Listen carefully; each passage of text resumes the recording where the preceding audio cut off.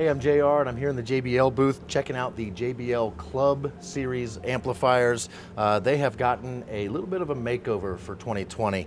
They've always looked pretty good. They look even better now. In fact, one of the things you'll find on typically more expensive amplifiers is all of the wires are on one side of the amplifier, which makes installing them a little bit easier, wire management a little bit easier.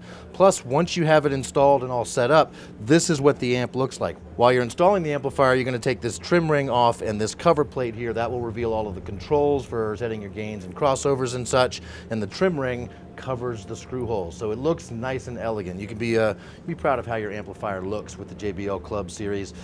There are two bass amps. There's a 600 watt and a 1000 watt mono sub amp.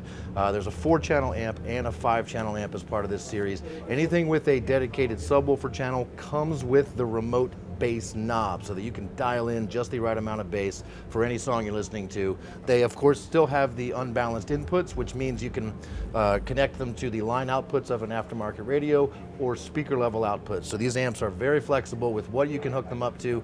They look great, and of course they're JBL, so they sound great too.